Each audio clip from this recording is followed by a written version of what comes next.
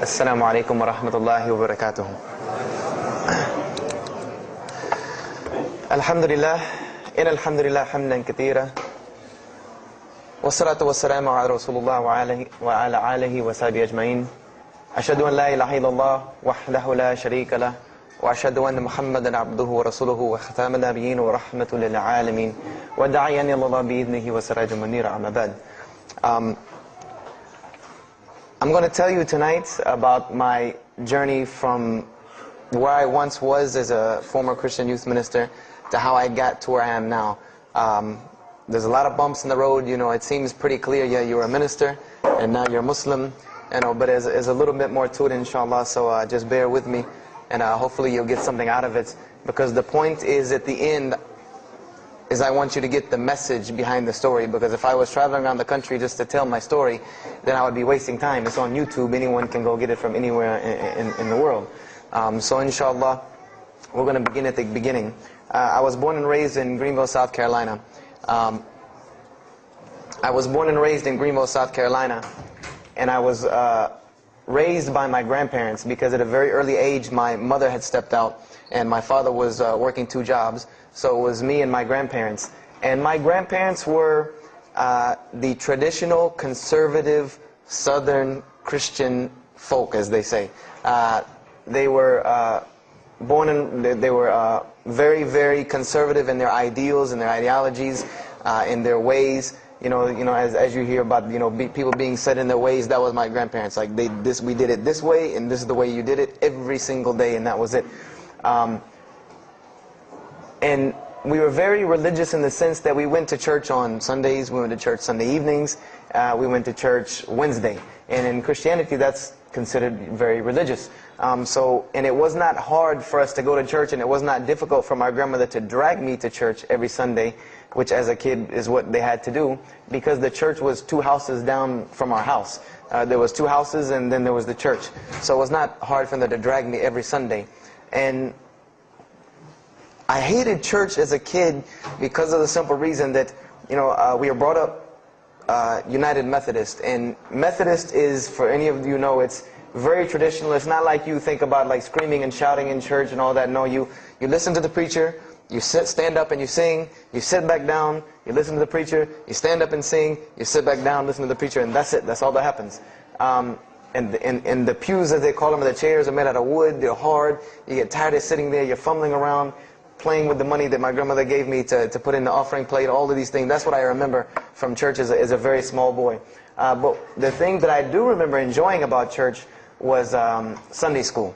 Sunday school is what I got enjoyment from, because went to Sunday school, you painted pictures, of like Noah building the ark, you painted, all these pictures of Moses splitting the Red Sea. You learned the stories of Moses freeing the children of Israel from Egypt. You learn the story about him splitting the Red Sea. You learn the story about Noah and the ark. You learn the story about David and Goliath. You learn all these beautiful stories in Sunday school. So this was basically, as coming up, this is what I knew about Christianity, was the stories that I learned in Sunday school, because I never listened to the preacher during regular service. So that was the only thing I knew about Christianity. So coming up, this was how it was. It was just the norm. And the conservatism in my house, just to give you an example, and about the level of conservatism, is, let's talk about gender issues. Let's say when I became 12, 13, 14, and I started to actually, notice females, and I actually didn't think they had diseases and wanted to run away from them every time I saw them. Let's say I wanted to have a girl over or something of this nature. It was so serious to my grandmother that I had to make an appointment with her, let her know this girl was coming to my house. We had to sit in the formal living room, which in the South, I don't know how it is here, but you have the dining room, then you have the formal living room with all the nice stuff that you don't go in unless there's company over. And my grandmother either had to be sitting in the same room with us or in the kitchen where she could see directly in the room. I mean, this is just how it was in my house. This is how my grandmother and grandfather were. They were very stern. They were very loving, but there were rules, and those rules were the way they were, and they did not change. So this was my upbringing. And I would say at about the age of 12, 13, 14, more along the age 13, 14, I started going to the Saturday evening youth services at my church that were for 12 and up. And the youth services were held in the gym, and they were totally different than church. At the youth services you went, we played basketball, we played volleyball, we played dodgeball, we played every kind of sport, and we ate pizza and cake and candy, all the stuff kids like to do. And at the end, the youth minister, who happened to be my catty corner neighbor across the street. When I was 14, he was 17. He was the youth minister, so he would sit us down and give us a 30-minute lecture about Christianity, about something about God. He would give us a 30-minute sermon, and that's how the youth services were. And going to these youth services, I met some other people who went to other youth services. They invited me to Young Men for Christ and other things that were going on in South Carolina. And so I started to go to these different retreats and camping trips with them. And so that is when I would say that I started to become a Christian out of will. I became a Christian because I wanted to, not because it was something I was dragged to do. I started to actually want to be Christian. This is something I wanted to do. I made my own choice and my own decision to do it. So when I turned 15, I started going to high school. And when I was a freshman in high school, my best friend, who was the youth minister, was a senior in high school. And I remember we had a very close bond because I had not had my license yet, so I used to ride with him to school every day. And it was a big deal for me to be able to ride to school with a senior, especially since he had a brand new, or it was a brand new, but he had a restored '67 Mustang, which I've always been a fan of cars when I was a kid. So we had a very close bond, and we were very good friends because both of our parents were very similar. They didn't let us do much. So we spent a lot of time with each other. And when I became a sophomore, he graduated and started to attend Bob Jones University. I don't know if that rings a bell with anyone, but Bob Jones University is a very prestigious conservative Christian college in South Carolina. It's probably the most conservative college I've ever seen. Because the Moody Institute is known as one of the most famous in this country since Chicago. But Bob Jones is conservative to the point to where when it comes to men and women, like men and women are not allowed to get caught talking to each other in a room alone if they're not married, holding hands on campus. The men had to wear button-up shirts or polo shirts tucked in with slacks or jeans. The women had to wear skirts. No jeans, skirts that came down to the ankle, and a shirt that came to the wrist. And this was part of the guidelines for Bob Jones University. You didn't party, you didn't drink, there was none of this that happened at Bob Jones University. And he started going there, and his major was textual criticism. And textual criticism probably doesn't ring a bell with anyone, and to explain it in detail would probably take another entire lecture. But just to give you a brief synopsis of what is textual criticism. A textual critic takes the ancient manuscripts of the Bible, the pieces of parchment that were found all over the world, and he has to learn Hebrew, Greek, Aramaic, Latin, these languages that these parchments have been found in. And he has to take these scriptures and try to find out where they came from, why there are variations in the many different versions of the same parchment. Let's say you have Matthew chapter 1 from the Bible. There might be 5,000 different variant readings of Matthew chapter 1 in 6 languages. And so he has to be able to take all these and sift through them, try to find out why there's so many variations of the readings, and then determine which one is the original. And that's not as easy a task as it seems. You could figure, which whenever the oldest is probably a more original, which is not the case since there are no originals. You might have one parchment that is the oldest parchment of the group, but it might be a copy of a copy of a copy of a copy of a copy of a copy laden with mistakes. And then you might have the newest parchment in the series that might be a once over copy from an original, or a twice over second copy from an original. Therefore, it would make the newer parchment more original than the older one. So it's not a very easy field to go into. And he started studying textual criticism, and being that I was his best friend, I started studying textual criticism. Whenever he was, doing his homework or research papers, I was right there with him. Whenever he did a homework, he would always let me read it. Or when he finished his papers, he would give them to me. He would pass down all of his papers to me. Every textbook, when he was done with it, he would give it to me. I started to learn a little bit of Greek, a little bit of Hebrew. So I became, started to become a layman's textual critic, and I applied to Bob Jones University in my sophomore year because it was a 3-year waiting process for Bob Jones. And when I turned 16, almost 17, my friend came to me one day and he asked me a question that I had never really even pondered upon. He asked me, he said, "Have you ever read the Bible?" And I said, no, in church. I mean, yeah, we've all read the Bible in church. You know, your parents make you open it up and look at it. And at the Bible studies I went to, Young Men for Christ, we did have Bible studies, and we'd read a few passages and talk for 2 hours about those few passages. But he's like, no, have you ever read it? You know, like you read a book beginning to end. I said, no, I don't know anybody that's read, nobody that I knew had ever read it, beginning Genesis 1:1 to the end. He said, but this is the inerrant Word of God, as we are taught. This is our instructions on earth. Why haven't we read it? You know, why have we not read this book? And I said, you know, that's a very good question. And he gave me a challenge. Well, it was basically a challenge for us both. He said, let us start with Genesis 1:1, and let's read the Bible, and let's see what God says to us. Because this is the inerrant Word of God, inspired to men, for instructions for us. So let us see what God says to us. If God can talk to the preacher through this book, why can't He talk to me? I said, you're right. I said, that's very good. I had a lot of time on my hands. I wasn't really allowed to do much anyway after school, so I said, why not? Let's read the Bible. I was somewhat nerdy as a 14, 15-year-old, 16-year-old. So we started to read the Bible, and we decided to go from Genesis 1:1. And what we tried to do, this was the attempt that we made, was to not think of anything that we'd ever heard about Christianity, but to open the Bible, and let's say I just found this book in the desert, and read it and see what it says to me. Let it talk to us. So we started Genesis 1:1, and we started reading through the Bible. You know, we did some of it together, and most of it I did by myself, because I'm a very, very quick reader, so I decided to read a lot on my own. And as I was reading through the Bible, I started to notice the stories that I had heard in Sunday school. You know, you start reading Genesis, you read about Adam and Eve, we all know that story. You started reading about Deuteronomy, Exodus, you know, the stories of Moses, the story of Noah, the story of Lot and Abraham, and all these stories that I know. But I was surprisingly and astonishingly shocked by some of the stories that I read about these same people that I learned about in Sunday school. Just for instance, and this is a big testament to why Allah kept sending us prophets and why Islam was sent as a complete and perfected deen with the Quran. If you read about Noah in the Bible, there is the story about Noah saving humanity from the flood with an ark and all of that. There is this in the Bible.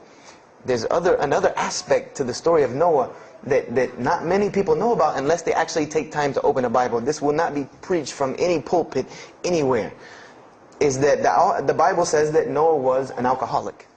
This is the Bible's portrayal of Noah, or Nuh alayhi salam, that he was an alcoholic, that he was a drunkard. This is the word used in the Bible, that he was a man given to alcohol. And I'm a psychology major, and my field of specialty is mental illnesses, and alcoholism is one of those, is a mental illness.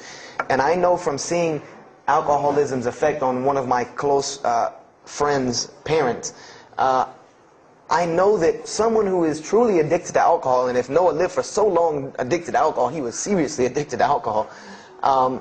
It is hard for someone addicted to alcohol to hold down a 9-to-5 job working at McDonald's flipping hamburgers, much less construct an ark to save humanity from a flood that's never happened. So that stopped me for a moment in my tracks, and I said, Noah was an alcoholic. You know, and it bothered me for a minute, because I said, you know, things started popping in my mind like, if Noah was a drunkard, how did he know God was talking to him? Because, you know, I've seen some people, the alcoholics, you know, you were just asleep in my dog's food bowl the other night, drooling, and now you're telling me you were talking to God last night. You know, you know, rationally, that would not make sense to me. That's like, you know, an alcoholic on the street coming to you and tell you God's talking to him. You know, he has no, this would give this man no validity. This man has no validity with anyone.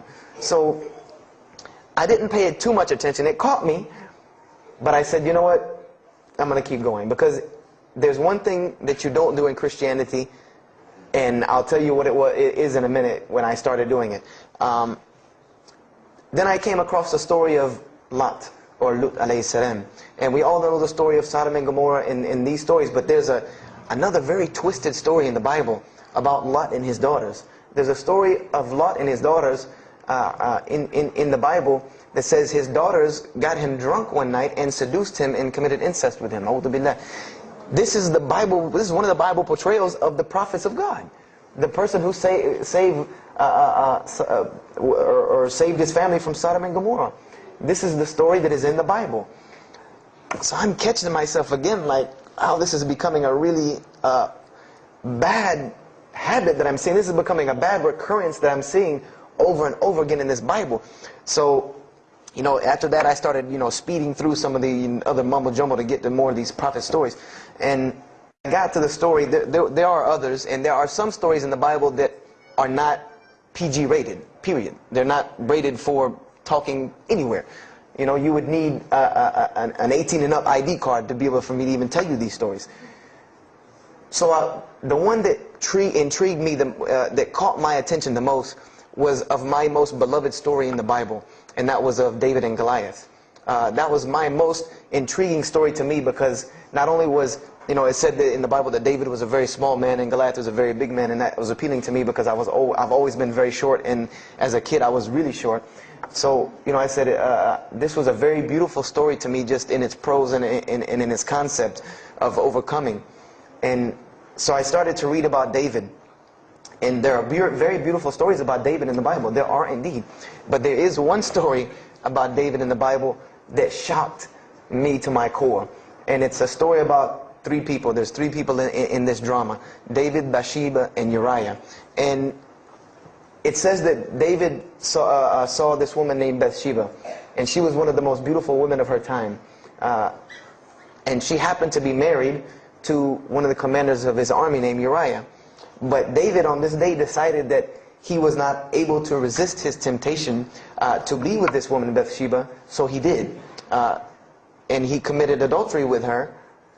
And knowing that he did this, the way that he decided to cover it up was he sent a letter to the generals of his army saying that when the battle was fierce, for everyone to pull back and abandon Uriah so that he would be killed, and when he dies then he could have Bathsheba, no harm, no foul.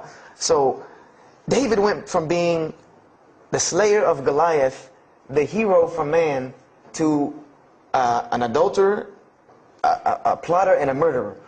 And so this is when I really caught myself and said, hold on now. Something's wrong here. Something's got to give. I said, because to me, God's prophets in my mind were people of example.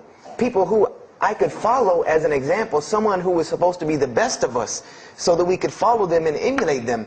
And they're turning out to be worse than some of the people that you see on America's Most Wanted. David is somebody that, if I only knew this about him from the Bible, I see him coming down the street, I'm going the other way and calling 911, because he has to have a warrant out on him for something. This is what I'm thinking in my mind. This man is not an honorable man at all.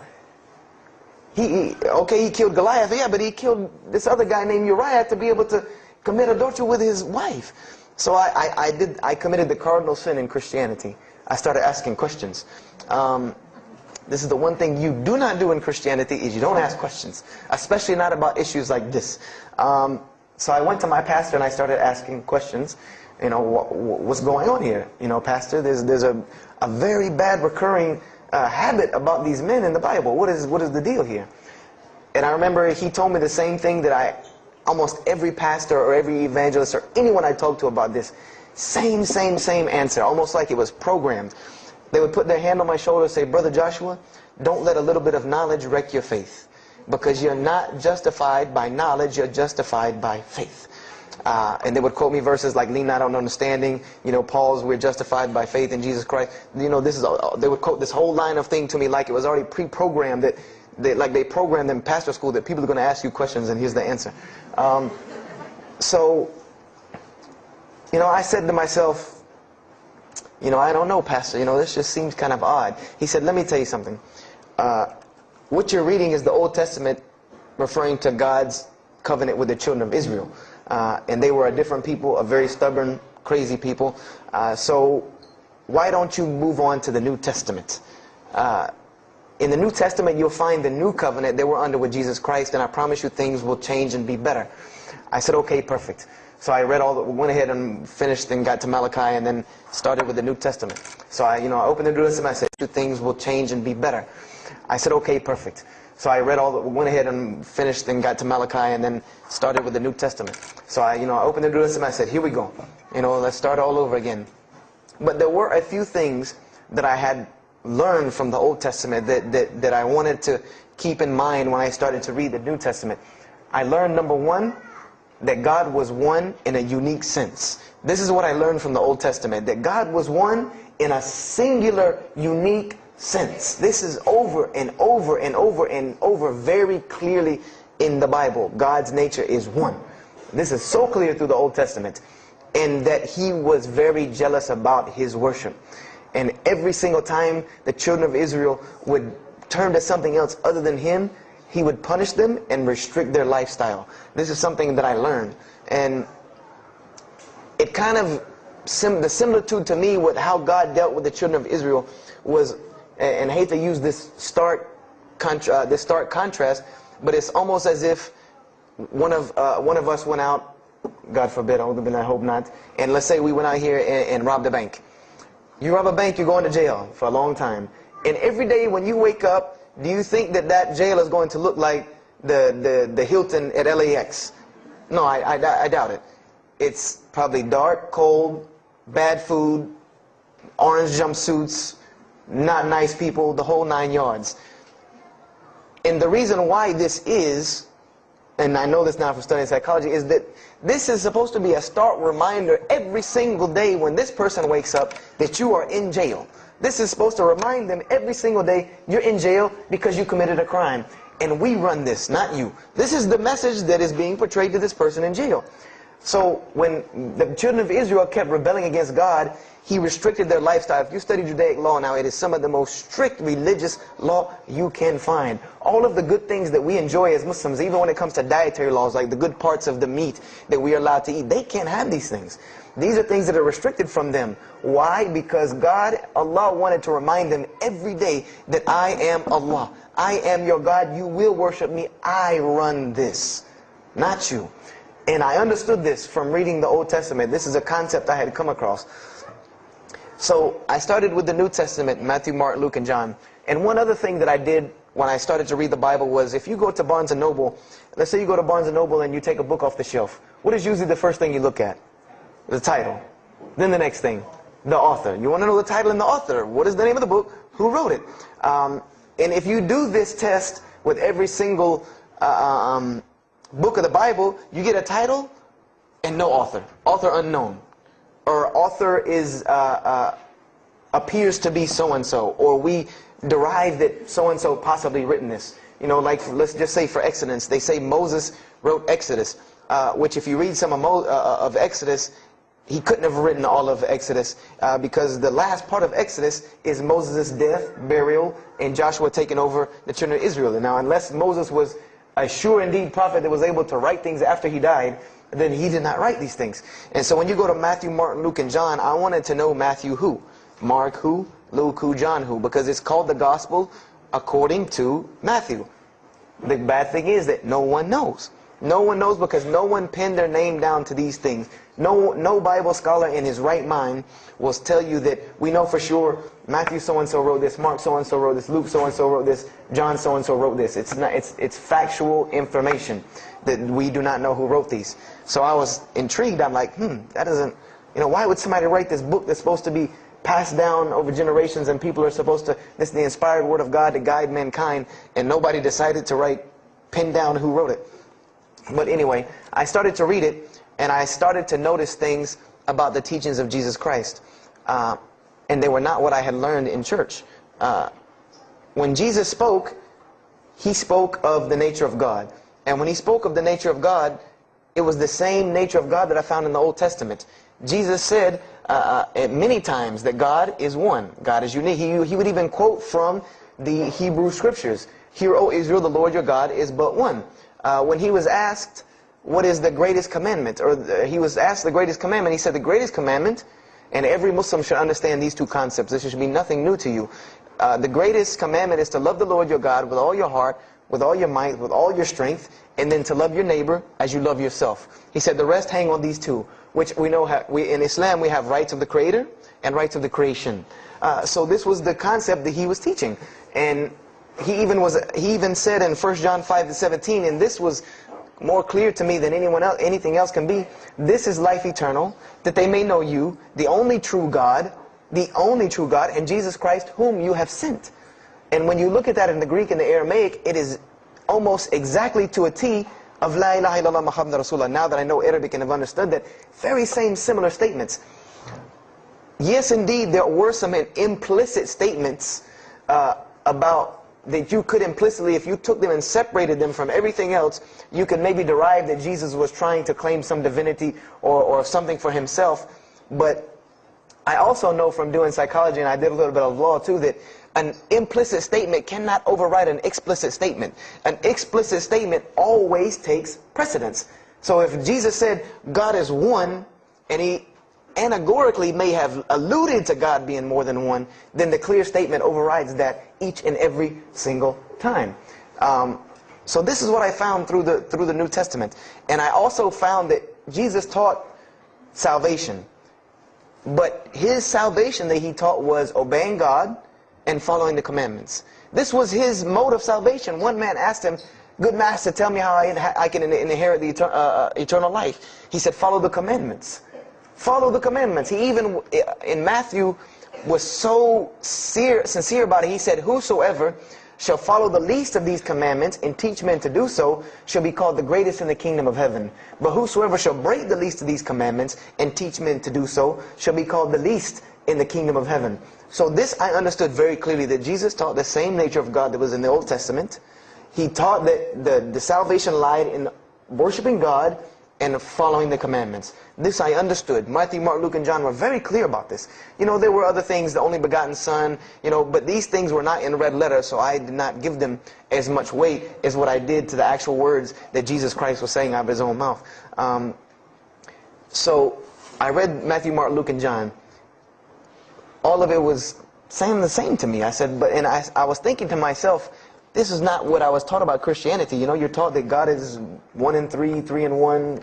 You know, 1, 1, 1 equals 3. You know, Father, Son, Holy Spirit. Jesus died on your cross to forgive your sin. You know, and there was another thing that I noticed from the Old Testament, and this is a beautiful lesson to Muslims, because you're asked this all the time, especially when it comes to dawah. And I never put 2 and 2 together until I learned Islam and then read the Bible one more time. Is I wanted to know why the Jews wanted to crucify Jesus so bad. Why so bad? They could have just mobbed him anywhere and killed him on the street. It's not like he had clans like the Arabs that would have come and backed him up. I said, why didn't they just kill him? You know, why were they so strict and sincere to tell Pontius Pilate, you got to kill him and you need to sanction it? We can't do it, but you need to sanction it to kill him. And now I understand it, was that Jesus had a mission, and that mission was to share God with the world.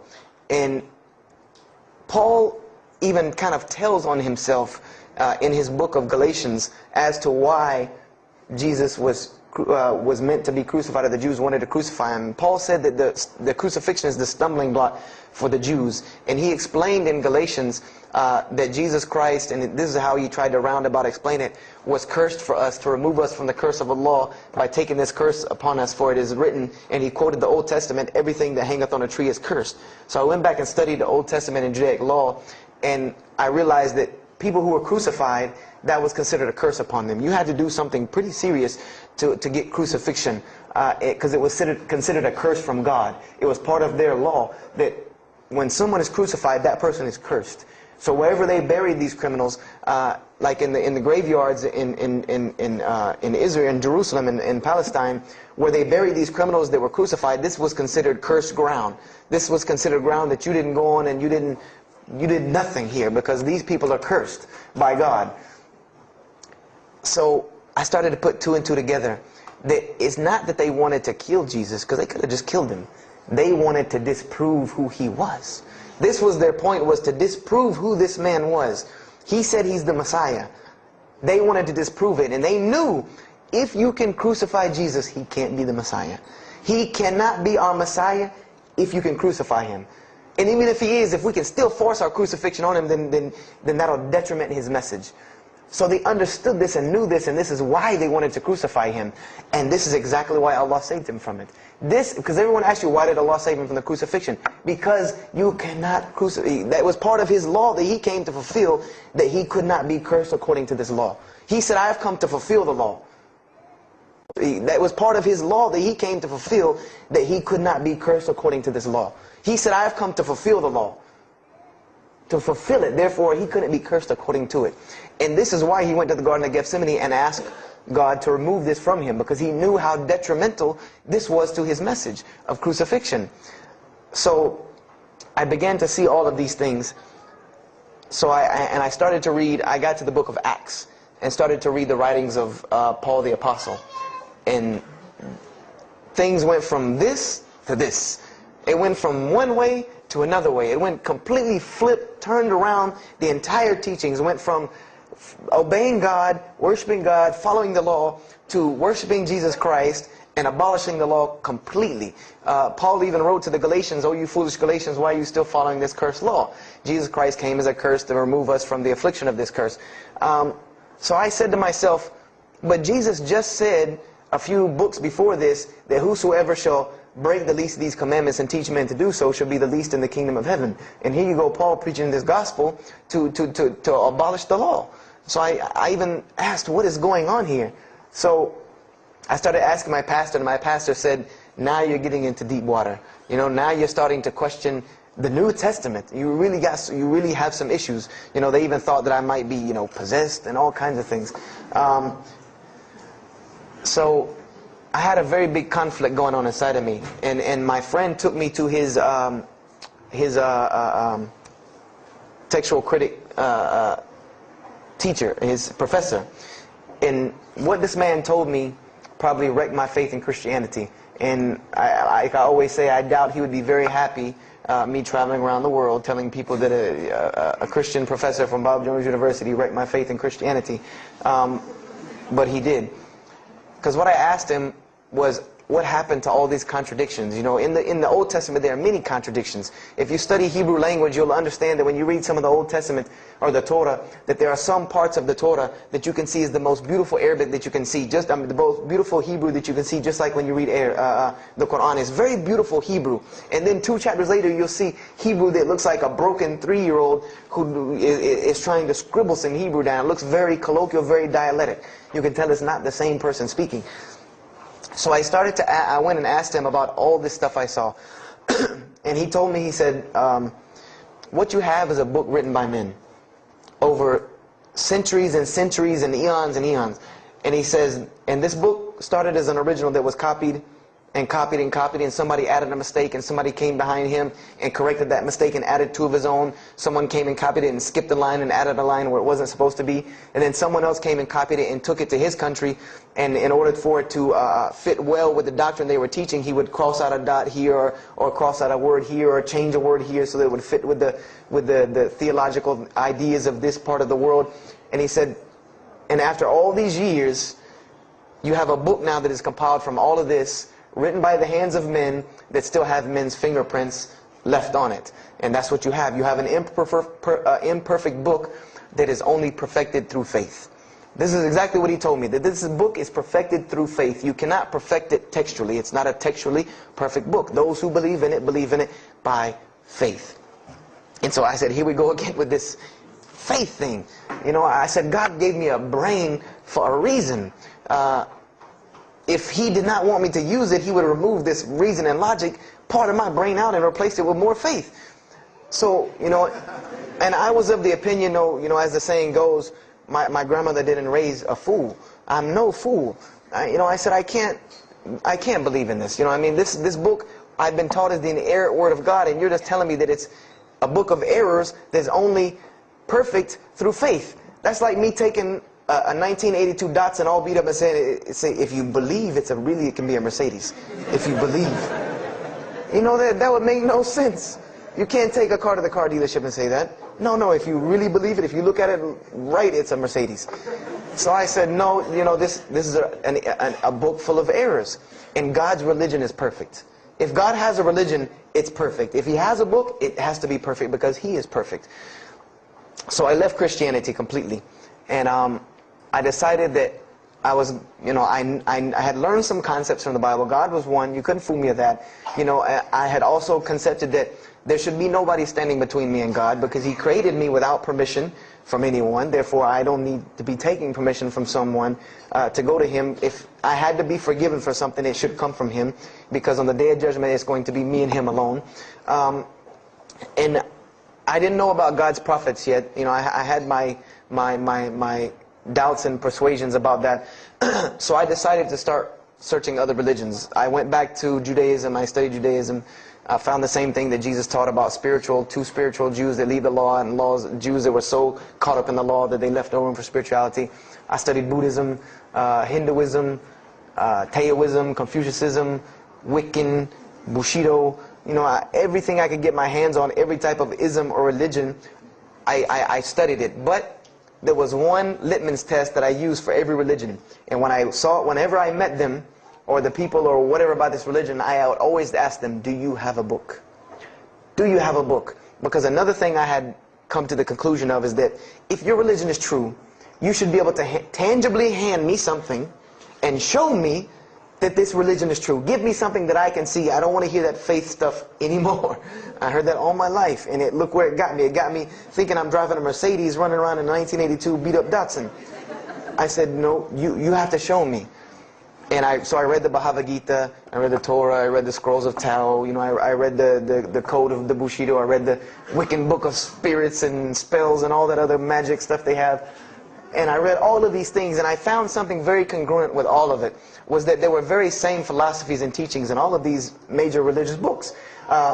They all talked about God and His nature. Most of them alluded to the fact that God is one, and that God sends messengers to us and people to us to teach us. But they were filled with a whole bunch of garbage, to be honest with you, that I couldn't logically, rationally believe. So at about the age of 17, just about the time, about 17 and a half, I gave up my search for God. And I became kind of angry with God, because I said, here I am looking for you, and I can't find you, and it doesn't look like you're giving me any help. And I don't know how many of you know, but for a 17-year-old that is frustrated with God and the world, there's a lot of trouble he can get into. There's a lot of things he can do to put himself in predicaments when he's frustrated the world and had come to the conception that, if there's a God that exists, then He doesn't really care about me.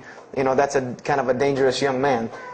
So I started doing the whole partying in trouble, going to parties, drinking underage, all of this stuff I started doing. I'm a perfectionist at heart.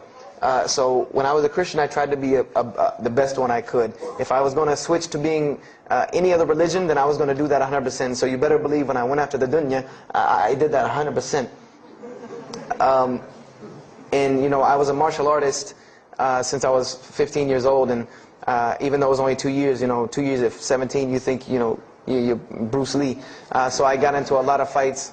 Got kicked out of school, had to go to another school, got in one fight, got arrested for a fight, and there were a couple incidences that stopped this downward spiral, because I was on a very, very quick downward spiral and I believe if I would have continued on that downward spiral, I would probably end up hurting someone, killing someone, or them hurting or killing me.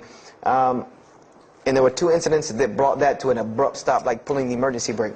And the first one was a car accident that I was in. My friend and I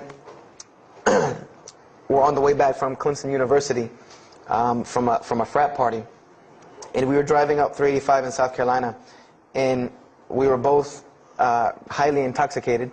And I decided that night that he was driving, I decided to put my seatbelt on for the only reason that I kept falling over when I fell asleep without the seatbelt on, because I didn't really believe in the seatbelt thing, because I said if I'm going to die, I'm going to die. That was the conception that I come up with, that if it's time for me to die, it's time for me to die. I didn't believe in the whole time your camel thing. So I put on my seatbelt, and I fell asleep. And the next thing I know, I remember waking up with the car shaking, and I woke up to grab my friend because I thought maybe he had fallen asleep. But when I woke up, the only thing I saw was the tree line and then the pavement coming right at my face, and the window smashing and the car flipping, the whole 9 yards. And us landing in a ditch. And I remember getting out of the car. That was the first thing I thought. you know, number one, I couldn't believe that, you know, you don't really think about, oh, you're like, no, you just move. I jumped out of the car and realized that I had jumped out of the back of the car that wasn't there anymore. It was still in the median on the other side of the highway, and the front part of the car was over in the ditch. And I drug my friend out, who was not unconscious, and pulled him over to the side of the road. I had no injuries. I looked at myself trying to find what's missing, and there was nothing but a piece of glass stuck in my arm that I pulled out, and it missing. And there was nothing but a piece of glass stuck in my arm that I pulled out, and it just so happened that a state trooper was passing the other way, because he turned around and came back. And when he came back, he asked what had happened. And the first thing he asked me was, did you see what happened? Because there was other people who would pull over, so I guess he thought that I was a bystander, because I started to walk towards him. He's like, did you see what happened? You know, where are the people? I said, yeah, I really saw what happened. I was in the car. You know, and he was like, you know, as they say, like the color drained out of his face, because he was shocked. He said, how were you in that car? You know, and of course they took to the hospital. My friend got arrested, DUI. But before he put us in the ambulance, he was a man of God, because he looked at me and he told me, he said, young man, you better realize that you're on this earth tonight for a purpose. The only reason you're still alive is that God has a purpose for you. If not, you don't live through things like that. People without purpose, if you didn't have a purpose, then this night would have been your night. So you need to realize that. I said, this old man's out of his mind. You know, if God had been looking for me, he had the opportunity to get me a long time ago, so don't tell me about that God stuff now.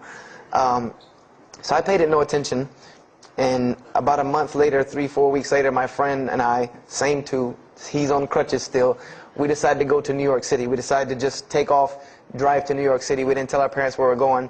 I said I was sleeping in his house, he said he was sleeping in my house for the weekend. So we drove to New York. And in New York, I remember going to the ATM to get some money. And in New York, they have these ATMs where you have to go in the little glass room to get your money at ATM. I don't know if they have that here, or if any of you have been to New York. Now, alhamdulillah, you have to put your bank card in to go in there. But in '97, it was not like this. You went in, and it was almost like the game Mousetrap, because you go in, take out your money, criminal comes right in behind you. There's nowhere for you to go. You know, there's nowhere to run. So I went in, I took my money out of the ATM, and I heard the door open behind me. You know, so I turned around. You know, I thought somebody was coming in behind me, and there was a man who put a gun to my face. And he must have really, really, really, really needed this money, because he didn't ask me anything. He didn't say a single word. I just remember looking at the gun in my face and him pulling the trigger. And it was a revolver. And to this day, I'll never forget that image in my head of seeing that little spindle turn and hearing that very distinct click of a revolver. And it probably could have been like a .32 snub-nosed gun like this, but when it was in my face, it looked like one of those like cannons that you see on the movies. And I remember when he pulled the trigger, I didn't think anything. You don't think anything. You just blank. You just go into this like shock of blankness. And then a couple seconds later, thankfully I had been doing martial arts. That might have helped me overcome the fight or flight syndrome, because all I could think was, go! You know, like myself kicking myself, like, what are you doing? Go! So I bum rushed him. We went flying, he went flying, money went flying, gun went flying. And I took off and went to the hotel and didn't say anything to anybody. We went back to South Carolina the next day. And I didn't say anything because we weren't supposed to be in New York. My grandfather would have killed me. If that guy didn't kill me, my grandfather would have took care of it. So I didn't say anything until about a month or two later. You know, I kept having nightmares about this same incident. I kept having night terrors from this incident. And so I told my grandmother about it. And she told me the same thing that the officer had told me. She said, you know, you have to realize that God has a purpose for your life. You're here for a reason. People don't go through the things that you've been through and still walking on this earth without a reason, and you're pushing the limit. This is what she told me. You're pushing the limit, really. God has something for you, and He wants you to get it, but you're pushing it. And she didn't tell me to go back to Christianity and study my Bible. The only thing she told me was that God hasn't gone anywhere. You just have not looked in the right place yet. And so I decided to put myself back together.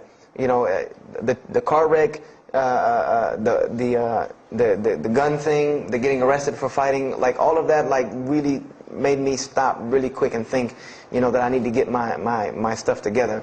So I became an agnostic, someone who I believed in God with no form of religion. I prayed to God on the floor on my hands and knees, because this is how all the books of God, this is how the Bible, the Torah, the New Testament, the Bhagavad Gita, all of these scriptures that I ever read, they said that this is how the men of God prayed. And it was during this time that I did read one book about Islam in the public library, because I had never heard of Islam ever. But I remember I was looking in the religious section in the library at school, and there was a book about Islam, and or it was in the library, the public library, and I remember it was some title like "Why I'm Not a Muslim," or some, one of these titles that was propagandistic against Islam, but I had no idea. So I just took the book and I read it, and I remember it said that Muslims, M-O-S-L-E-M-S, and any of you knowing Arabic knows that's a very derogatory word. A Muslim is someone who oppresses someone else. That's a very quick sleight of the pen that was used in the past for a very real purpose. It said that Muslims were people who worshipped a moon god named Allah, who lived in a box in the desert in Saudi Arabia, and they were oppressive to women. I remember there was a whole chapter about how they could have 4 wives and as many as they want, actually, because they could marry 2, divorce 1, get 3 more, this whole, and it said that, I remember the one thing that really caught my attention was the whole chapter on jihad, where it said that Muslims were allowed to kill non-Muslims at any time, at any place, without discretion, and it was an honorable act, and not only would they go to heaven before it, but they would get 70 virgins on the way. So I closed the book on Islam, put it back on the shelf, and marked off Islam off my little list of religions, and said thanks but no thanks, and if I ever see a Muslim, I am out. And I said I'm pretty safe in Greenville, South Carolina. I had never seen a Muslim ever. So I said, I don't have to worry about running into no Muslims, thank God. So, I started, just worshiping. I tried to just be a good person, pray to God, ask Him for guidance, try to be a genuinely good person. And I remember what changed is when I met a Muslim. I met a Muslim who I had met a couple of times at school. We had went to school together, and I knew him, but I never knew that he was Muslim. And there's a couple of reasons why I never knew he was Muslim. Because he was African American, number one, and the book said that Muslims were Arabs. And number two, I didn't know, I thought Muslims ran around, marrying as many women as they want and killing non-Muslims. I didn't know that they could also be part-time drug dealers. So I never knew that this guy was Muslim. I didn't put 2 and 2 together.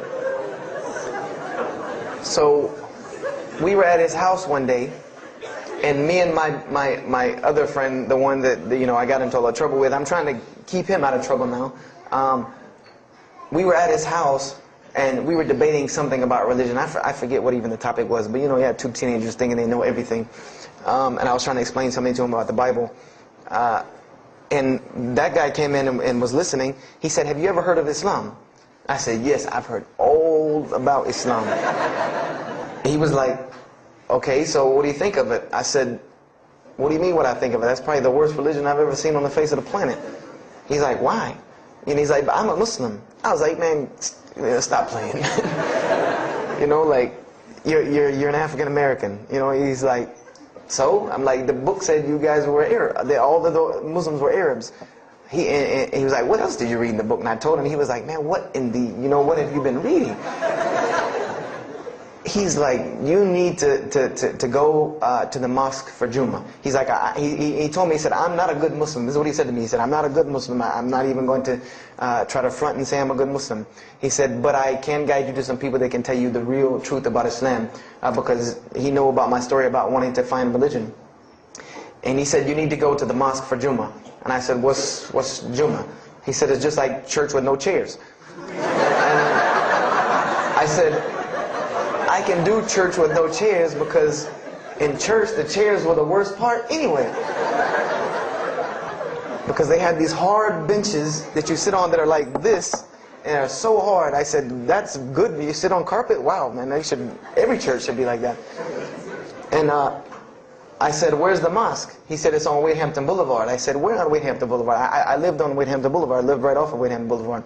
He said, you know where Lee Road intersects with Wadehampton? I said, yeah, I live on the other side of the intersection. He said, it's right there. I said, no, it's not. There's nothing. There's a gas station or a church. He said, yeah, you know that church, the Evangelical Missionary Training Facility? I said, yeah, I used to take missionary classes there. He said, you know that building in the parking lot with the gold thing on top? I said, yeah, the gym? And he was like, no, that's the mosque. Because I had always thought it was the gym because it was in the same parking lot and it was just rectangular with 2 glass doors in the front, and you could literally walk in between with 2 glass doors in the front, and you could literally walk in between the church and the masjid and touch them like this. Anyone doesn't believe me, go to Greenville, South Carolina, look at the masjid. You can almost touch both of them just like this. He said, yeah, it's right there. I said, I've never, at first I was shocked, like I've been living across the street from all these crazy Muslims all my life. I said, I never knew. And he told me to go to Jummah, and I asked him what time. He said he would meet me there at 1 o'clock in the afternoon on Friday. So I said, okay. I went on Friday, and I'm waiting outside for him. I'm not going inside. That's not happening. And I'm seeing all these people going in, and at this time, it was a predominantly Indo-Paki Arab masjid. Anyone who went in was not American, period. And I did not see even one African-American going there. And I did see one, and then when he went in, I heard him talking in a dialect that I realized he was probably from Africa. So I said, he's not American. So I'm not going. I'm waiting, and I'm standing outside, sitting on the church steps, and the imam pulls up and parks right in front of me, who I had no idea he was the imam. But he got out, and he asked me, am I waiting for someone, this, that, and the other? And I explained to him. He said, oh, yeah, we know this brother. You don't see him that much, but we know who he is. He said, I'm glad you came. He was a very, very nice, gentle young man. And he invited me into the mosque, and I kind of wanted to wait on my friend, but I didn't want, at the same time, I didn't want to tell this man I don't want to go in. So I went in, and they put me in the back and gave me a chair anyway. And I said, I came to sit on the floor. And they gave me a chair anyway, and all of these people are piled up in front of me, and there's no Americans here, and I'm starting to wonder, if this is a setup, because it's starting to smell like a setup to me, because in my mind, I'm like, you've been set up before, and this seems kind of like this. So, and I'm starting to think in my head, scenarios, a young mind at play. I said, this other guy, my friend, he probably was in the same situation like me, and he probably made a deal with them to get out as long as he brought other Americans and tricked them into coming to the mosque so they could do their jihad after Jummah and get their 70 virgins. So I'm sitting here, and there's all these people in front of me, and then there's a curtain with all these people behind me making noise, and I have no idea who's back here. So I'm stuck in the middle of this. I hear that it's some women, but I don't, there's a curtain. I have no idea. So I'm like, there's something very odd about what's going on right here.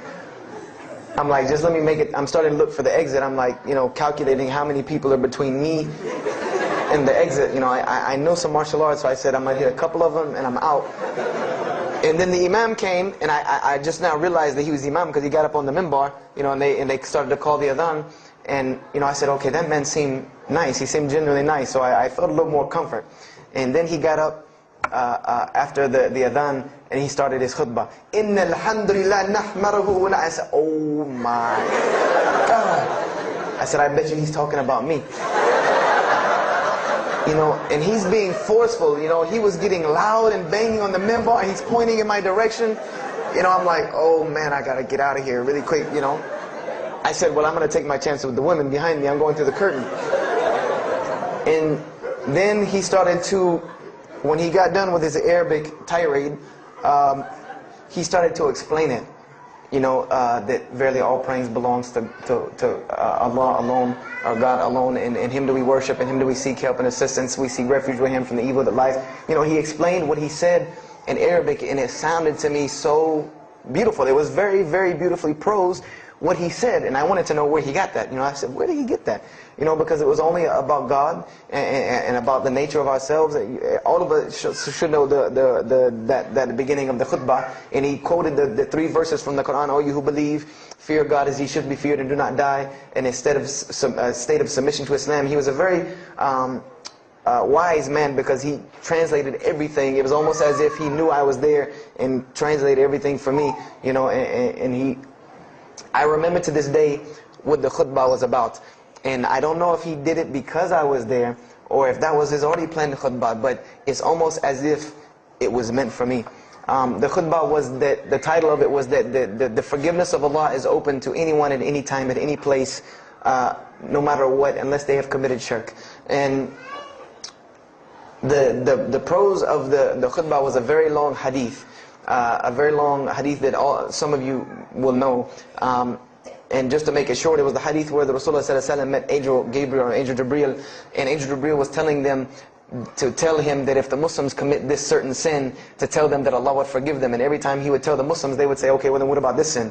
And he would go back and meet with Angel Jibreel, and he would go back and come back and say, tell them that Allah will forgive him for that. And this discourse happened, you know, for many different sins. And then finally Angel Jibreel alayhi salam said, tell them that Allah has said, no matter what they do, even if their sins are compiled, you know, like the oceans are from the east to the west, as long as they have not associated a partner with Allah, tell them that Allah will forgive them.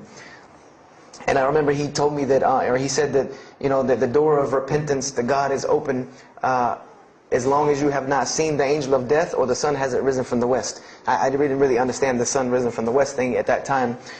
But, and he said that, you know, God's forgiveness has to come from God alone. This was the whole premise of his khutbah, was on forgiveness and tawbah. And I was saying to myself, these are all of the same concepts that I had formulated through reading the religious scriptures myself. And I'm asking myself, where did he get this stuff from? You know, where did he get all this? And he started using names like, he used the name Ibrahim alayhi salam, he used the name Musa, and I'm like, he translated it to Abraham and Moses. I'm like, where did he, you know, where is he getting these are names from the Bible, I know these people. And so after this, the khutbah, they started lining up for the prayer. And I got apprehensive because everybody's getting up in front of me and blocking my exit from the door. And so I guess one guy in the back saw me, and because I had to move back a little bit, he said, we're about to pray. And I said, pray to who? And he said, to God. I said, which one? And he said, the one that created the heavens and earth. You know, the same one that's in the Bible, you know, the only creator of the heavens and earth, the only God. I said, yes, I know him. And so the Imam started to pray, and when he recited the Quran, I know it sounded very intriguing. I had no idea what it was. But then when I saw Muslims bow and prostrate on the floor, verses and verses of every religious book that I had ever read started ringing off in my head, that this was the way men of God prayed. And the first thing that I could think of in my mind was, this is worship. That's what I said to myself. This is not prayer, because prayers are asking God for something. These people are worshiping God. So I said to myself that you've written this religion off way too easily. I thought I was a much more open-minded person than that, and I was ashamed of myself that I had written it off with just one little book. You know, I had put all these studies into the other religions. I read this one thing about Islam and was done. So I went to the Imam after Jummah. You know, he talked to me, and I would have to say that I was probably a little bit rude with him.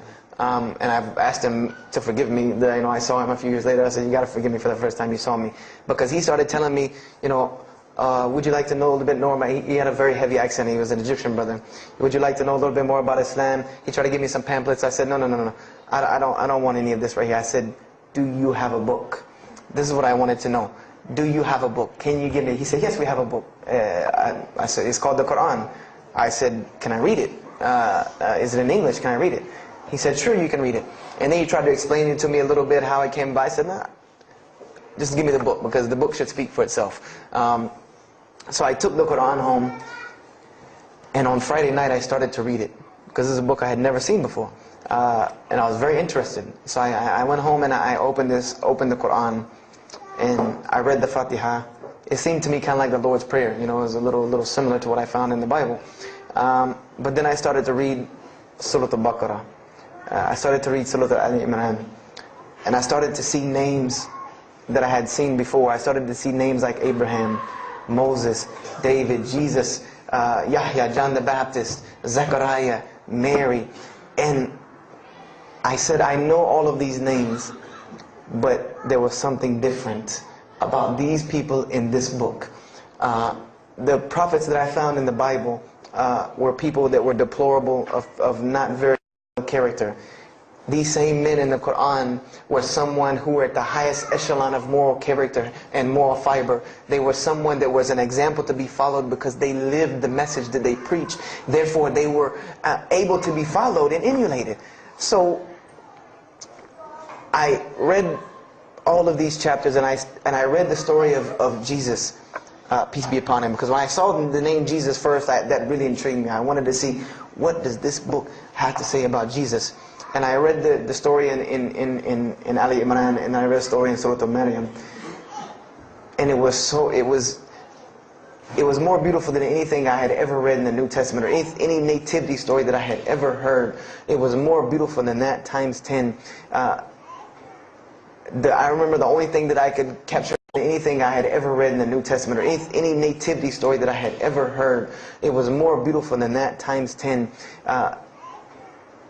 I remember the only thing that I could capture in my mind was the miracle of how, because in the Bible you never really figure out the conflict of how Mary gets over this finger pointing at her about her coming with a baby and she's not married. There's no real end to that. There's no real defense for her from this in the New Testament.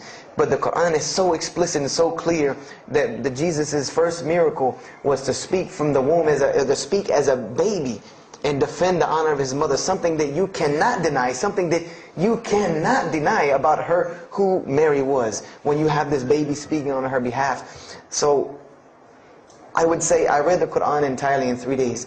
But that first night, after I had made it through Surah Al-Imran, my heart was already given to this book. I didn't know what it meant to be a Muslim. I didn't know how to be a Muslim. I didn't even know what that meant. But I knew that whoever it was that followed this book, I wanted to be like these people. I wanted to be like the people that I read about in this book.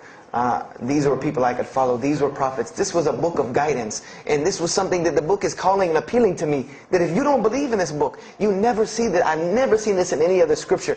The direct challenges that are in the Quran, that if you don't believe this book is true, put it to the test.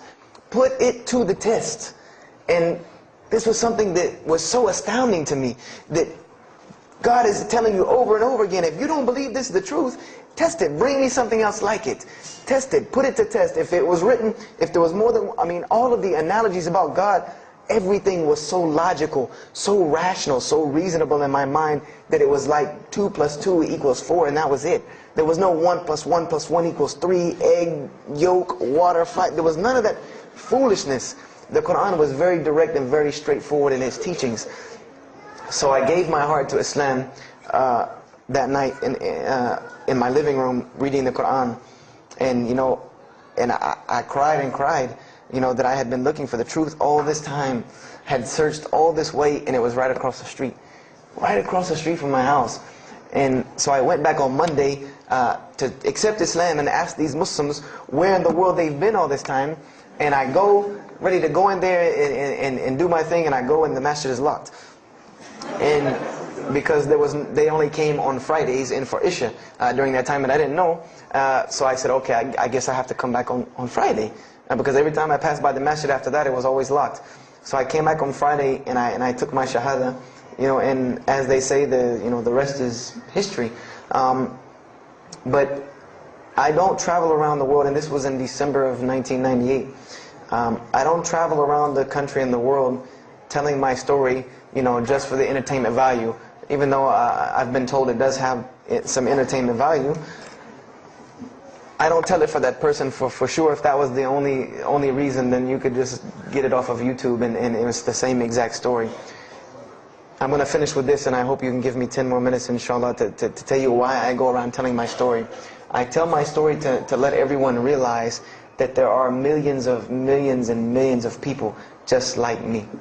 Just like me in 1998, searching for the truth, can't find a way out. There are millions of people. There are probably millions of people in California, hundreds and thousands, if not millions, right here in in Orange County and Los Angeles in the Southern California area, that want to know the truth, that are tired of hearing the same garbage preached to them over and over again, tired of this shaitan box telling them the same thing over and over again, tired of the world being in the condition that it's in, tired of their life being in the condition it's in, and we as Muslims have the solution to every single one of their problems. And guess where we keep it at? Right here inside the masjid. Right here inside the masjid, we have all of this truth. We have the solution to every problem in the world. You want to solve the world hunger? The problem of world hunger? Islam has the problem. You want to solve the problem of world poverty? Islam has the answer. You want to fix the economic situation of this country? Islam could fix it tomorrow. And this was in an op-ed piece in the Washington Post. In the Washington Post, there was an op-ed piece that the two markets that are falling apart in this country are investments and housing. And there are two people in this market that while the rest are bottoming it out, this market is steadily climbing. It's not getting rich overnight like people want to, but it is continually going up, and that is Islamic financing and Islamic housing markets. These two things are so steady and so strong that economists in DC are trying to figure out how they can take some of these Islamic principles from these investing and housing firms and plug them into this system to give it some stability, because they realize that you won't get rich overnight in the Islamic system, but it will be stable. It will be something that will give stability. So they are starting to find out that Islam has the answer and the solution to their problems. But we already know this. We already know this, that we can solve every world problem with Islam. We'll put it into it. But the problem is, we're hiding it from the people. Unfortunately, willingly or unwilling, knowingly, unknowingly, we are hiding this from the people.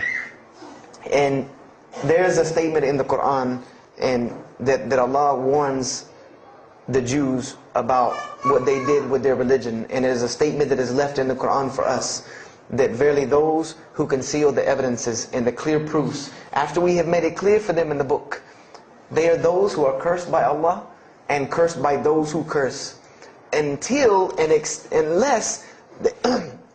they repent and reveal that which they have been concealing. Those I will accept their repentance, because I am the one who accepts it, the most merciful. We have become guilty just the same way the Jews have of hiding the truth about their religion. When they saw the Prophet Muhammad ﷺ, they knew the truth and wanted to hide it. People, we know the truth about Islam, and we are hiding it. We as Muslims are running around begging Allah for dignity and honor and help, when He has already given it to us in this deen. Everything that a Muslim could ever want has already been given to him in this deen of Islam. Anything that you ask Allah for, there is an account set up for you to go take it out of. You just got to find it where it's at. And any of you, I'm not going to go through the ayahs for they're too long, but if you want to know the solutions to every one of your problems in this world and the hereafter, just go read Surah Al-Saf, ayah 10 through 13. Very, very easy solution. If I had the time, I would read them to you, inshallah. But we have the cure to every disease in the world, and we're not giving it to the people. And I want to use this as a parable because I really want this to hit home with you. Let's say, what is your name, brother? Abdullah, mashallah. Let's say me and Abdullah are best friends, we're brothers in deen, we're roommates, and we've been roommates for years and years and years. And let's say brother Abdullah has contracts an illness, a disease that is one of the most painful diseases that any human being can ever go through in his life, and it's not something that is going to kill him quick. Let's say this disease is going to suffer and fester with Abdullah and make him not be able to eat, sleep, nothing. He's just miserable all the time. When I come home in the evening, he's rolling around on the floor in pain. And let's say I know him in this condition, and let's say one day I come across the cure for his disease. Someone tells me that if you give this to Abdullah or anyone like him, he will be instantly cured and he will never suffer again. And let's say I take that and put it in my pocket, and I don't give it to Abdullah. Why? Why don't you give it to Abdullah? Well, number one, I'm way too busy. I have 2 jobs, going to school, I have a long commute back and forth, I gotta drive up and down the 405 every day. I don't have time to give Abdullah this medicine, man. If he wants the medicine, he'll go get it himself. I don't have time, I'm really busy. Number 2, I'm not a doctor. I should not be prescribing Abdullah medicine, and I'm not knowledgeable in medicine. He should, if he wants help, he should go see a doctor. I'm not a doctor.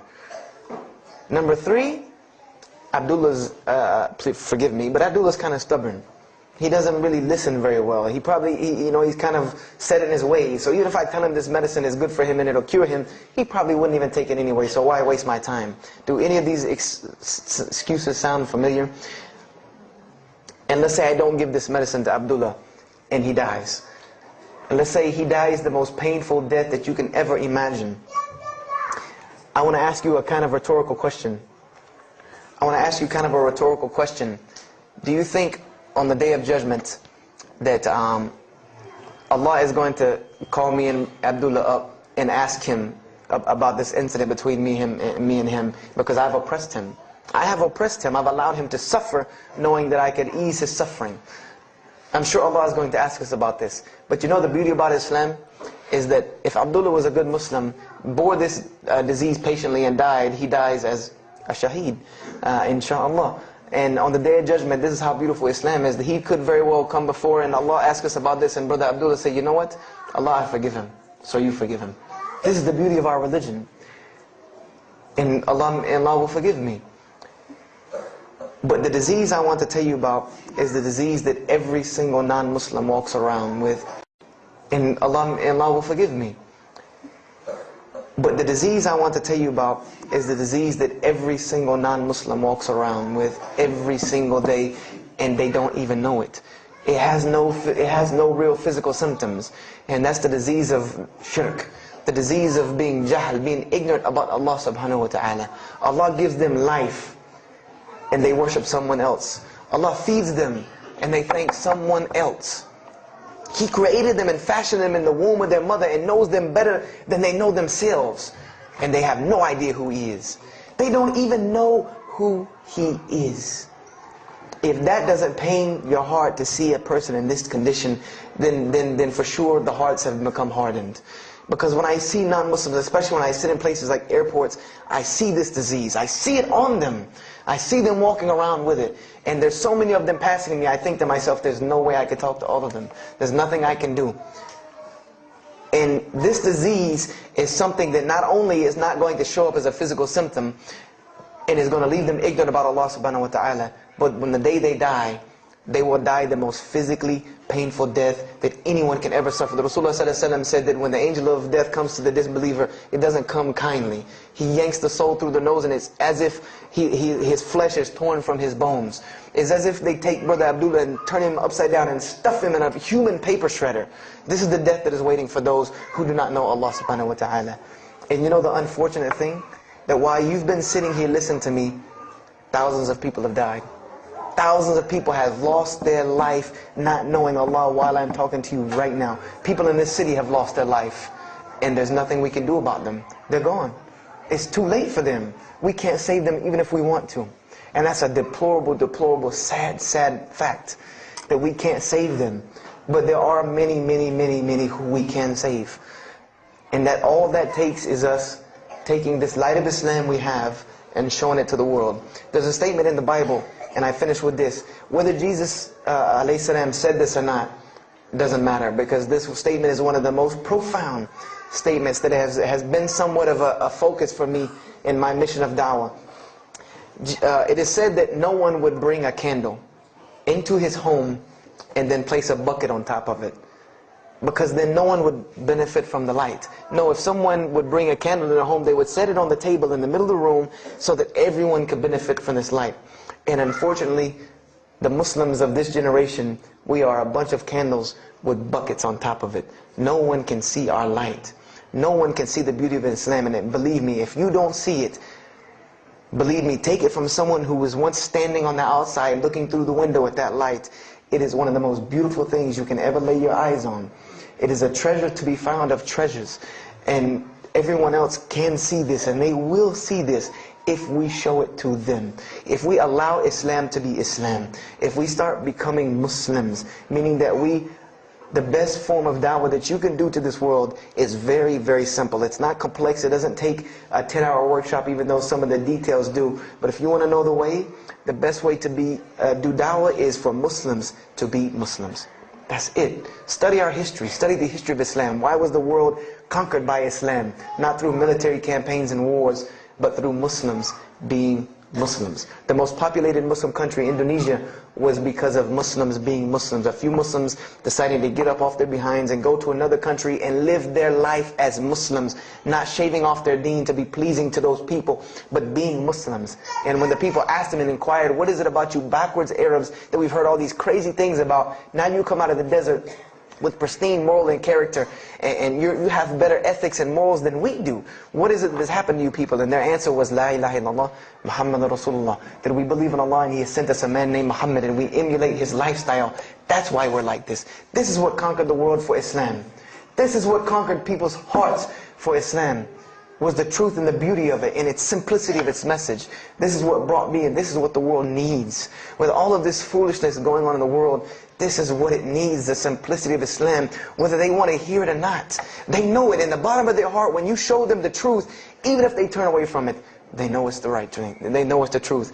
And on the day of judgment, you can stand before Allah subhanahu wa ta'ala, having washed your hands and saying that I did my job. And I finished just one more thing. I finished with this. If you don't believe this is important, if you don't believe this is one of the most important things you can do as a Muslim, then the last statement of Prophet Muhammad to the Muslims as a whole, he gave his farewell sermon. And we know that what his farewell sermon was a summary or a synopsis of what Islam is and its general principles. And he knew this was the last thing he was going to say to the Muslims as a whole. And how did he end this sermon? Those who are here, pass this on to those that are not here. For verily it may be that the last one that hears my message may understand it than those right here among us. He gave a command to those Muslims to pass it on, and for those Muslims to pass it on, and for those Muslims to pass it on, until there was no one left to hear this message. This was a command he gave, the last command he gave to this ummah as a whole. And then what happened? He pointed his finger to the heavens and said, "O Allah, bear witness that I have indeed conveyed your message." And upon saying this, what happened? Allah revealed the surah, "This day I have perfected for you your deen, and completed my favor for you, and chose for you Islam as your religion." And the last statement that Prophet Muhammad ﷺ gave to us before this was revealed was that we must pass this message on. He gave us that duty. He took that duty that was only reserved for prophets. No one else, no other. If you don't believe me, go read Surah Al-Bayna about what was commanded of the other nations. No other nation was given this opportunity and blessing to pass on this deen except us. Because there are no more prophets coming. So the job falls on our shoulders. Qurans are not going to fall out of the sky and hit people when they're walking down the street. This job has now become ours. And just like if the Prophet Muhammad ﷺ had not done his mission, he would have been accountable before Allah. If we do not do our job of spreading this message of Islam, we will stand before Allah on the Day of Judgment. Don't be the person standing before Allah on the Day of Judgment and your neighbor that you've known, your co-worker that you've known 10, 15, 20 years come and find you and tell you, you knew this day was coming. You knew this day was coming and what was going to happen to me, and you did not say anything to me. And those people will complain to Allah about us. They will complain to Allah about us. Because we have the truth right amongst them, and we're not giving it to them. We need to stop hiding it in our masjids, in our homes, in our hearts, and we need to give it to the people. It's beautiful, trust me. Just hand it to them. Just hand it to them. I promise you they'll take it, because it's something that is so pure and pristine. And now forgive me for probably going over my time, and if we have time, I want to leave some time for questions and answers. I will be outside to take any questions and answers. The only last thing I want to announce and let you brothers and sisters know is one of my biggest dawah projects is a DVD project that I do. And my goal is to put a DVD about Islam in the hands of every single person in the United States of America. Right now I'm working on Florida and I have other brothers working in other places because people will watch a DVD. We did studies on this, and people will watch media before they'll read a book or before they'll listen to an audio CD. And alhamdulillah, through these DVDs we've gotten, I would say, an average about 2 shahadas a month. Because my personal contact info is on the DVDs, and people watch them and they call me and I converse with them, and usually most of them accept Islam. I just had a shahada the day before yesterday from Irvine, Texas, from someone who had bought the DVD and given it. A Muslim had bought it, gave it to his friend. His friend hated it or didn't want it, so he gave it to another person, and that person gave it to a co-worker at work who watched it and accepted Islam. So this is one of my biggest projects. And the way this project works is I make 100 DVDs, and I brought 2 of them with me today. I'm going to explain what they are. The way this project works is I make 100 DVDs, and 75 of them go out to different dawah arenas. And the other 25 I make available for Muslims to purchase for 2 reasons: so that they can be, so that I can buy another 100 to make, and so that you can share in this ajr along with me. Because when you purchase a DVD that makes another DVD, or you give it to a friend, then you share in this ajr with me. And everyone knows that da'wah is the biggest pyramid system because of the hadith Rasulullah sallallahu alaihi wasallam, that one who calls to guidance gets the same reward as the one guided, without that reward being lost from him. So I made these DVDs available to the Muslims, so that you can put a little effort in da'wah and make another 100 inshallah. So I brought 2 today, and they're outside. One of them is called Islam in the Bible, which is basically what I just told you in a PowerPoint format, so that you could see all these verses that I saw, all these things that I read that allowed me to see the truth of Islam very clearly when I saw it, and I coincide them with the Quran so that you could see them. And there's another one the other one's called The True Gospel of Jesus Christ, where I go through the New Testament. Well, first part I think is an interview about me and my story to Islam, and there's some other Q&As on the other DVDs about nature of God and all these different things.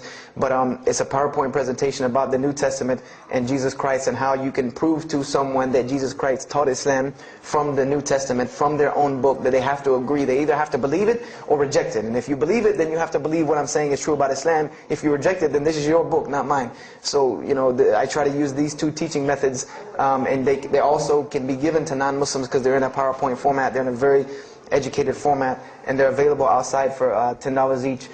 So if you could, please don't make me take any of them back home, because they always hassle me about taking 200 DVDs on an airplane anyway. So please come and get them. And if you have any questions, my contact info is on there and everything. If you have any more questions for me, and my website and everything. I thank you for your time, and if anything has been of benefit, know that truly all good comes from Allah subhanahu wa ta'ala. And if anything that I have said is incorrect or hurtful or shameful, know that indeed that comes from my own nafs and my own lack of understanding. أقول هذا واستغفر الله لي ولكم فاستغفروه إنه هو الغفور الرحيم. السلام عليكم ورحمة الله وبركاته.